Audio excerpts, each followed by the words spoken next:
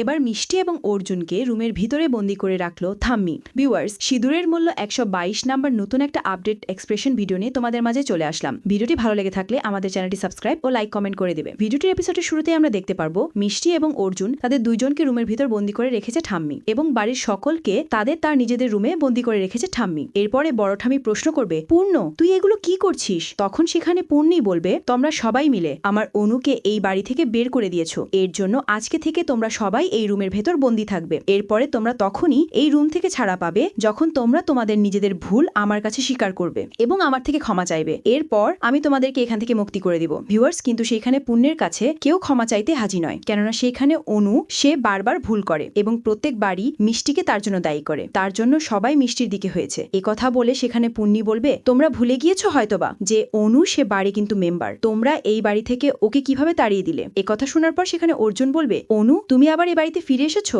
এবার কিন্তু আমি তোমাকে পেলে একেবারে শেষ করে ফেলবো। তুমি এক্ষুনি এই বাড়ি থেকে চলে যাও। ভিউয়ার্স, তখন সেখানে চোরছামি বলবে, চুপ করো অর্জুন, এই বাড়িটা শুধু তোমার একার নয়, এই বাড়িতে অনুরও ভাগ রয়েছে। আজ থেকে এই বাড়িতে অনুও থাকবে এবং তোমরা সবাই এখানে বন্দী থাকবে। এই কথা বলে সেখানে কিন্তু সিঁদুরের মূল্য সিরিয়াল কি আপনি কোথা থেকে দেখতেছেন আপনার নাম কমেন্ট বক্সে লিখে জানাবেন। আমরা পরবর্তী আপডেট ভিডিওর মধ্যে আপনার নাম পড়ে শোনাবো। ছোট ঠামি বলবে, তোমরা সবাই তখনই মুক্তি পাবে যখন তোমরা আমার কাছে ক্ষমা চাইবে। এই যে চাবি থাকলো আমার কাছে, যখন তোমরা ক্ষমা চাইবে তোমাদেরকে আমি সকলকে মুক্তি করে দিব। এই কথা বলে সেখান থেকে সবাই চলে যাবে। অন্যদিকে দেখানো হবে অর্জুন মিষ্টিকে বলছে যে আমরা প্রত্যেকবারই ভালো কাজ করি, তারপর ঠামি আমাদেরকে বিশ্বাস করে না, কিন্তু অনু সে প্রত্যেকবারই উল্টাপাল্টা কাজকর্ম করে, তারপর ঠামি তাকে বিশ্বাস করে। এই কথা বলতে বলতে অনেক সময় কেটে যাবে, কিন্তু তাদেরকে কেউ ছাড়াতে আসবে না। এক পর্যায়ে তবে সবারই খিদে লাগবে। ভিউয়ার্স, কিন্তু সেখানে কিন্তু সবাই খাবার চাইবে, তবে সেখানে কিন্তু তাদেরকে খাবার দেওয়া হবে না। যার কারণে বাড়ির চাকর ছিল সে কিন্তু রান্না করেছিল বাড়ির সবার জন্য, কিন্তু সেইখানে অনু সে নতুন একটি প্ল্যান খাটায় এবং বলে, যাও তুমি কাজ করো, আমি বাড়ির সবাইকে খাবার দিচ্ছি। এই কথা বলে সেই রান্না করা খাবারগুলো অনু ফেলে দিবে এবং কিছু বাসি রুটি এবং কাঁচা সবজি নিয়ে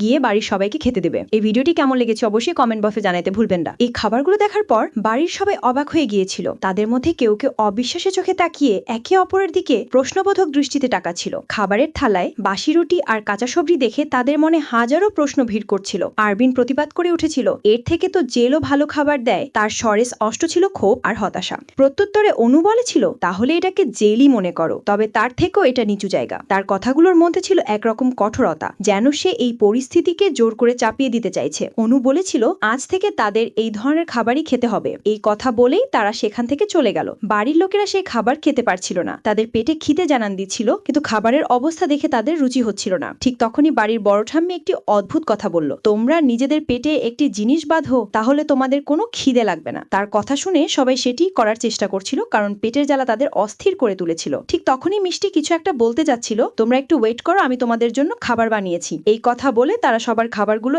এক জায়গাতে করবে এবং সবজিগুলো এবং সবকিছু মিলায়া সেখানে রুমের ভিতরে কিন্তু মিষ্টি বাড়ি সবার জন্য খাবার তৈরি করবে। খুবই সুস্বাদু হবে সেই খাবার এবং মিষ্টি সব মাধ্যমে এই খাবারটি সবাইকে দিয়ে দিবে। যে খাবারটি খাওয়ার পর সবাই মিষ্টির ওপর অনেক খুশি হবে। ভিউয়ার্স, সিন্ধুরে অমূল্য 122 নাম্বার পরবর্তী শেষ পর্যন্ত দেখার জন্য তোমাদেরকে অসংখ্য ধন্যবাদ। আজকে পর্বটি কেমন লাগছে অবশ্যই তোমার মতামত কমেন্ট বক্সে জানিয়ে দিবেন। হ্যাঁ, আমাদের চ্যানেলটি সাবস্ক্রাইব করতে ভুলবেন না। বেল আইকনটা ওপেন করে দাও, আমরা নতুন আরেকটা ভিডিও নিয়ে চলে আসবো। সেই পর্যন্ত অপেক্ষা করো।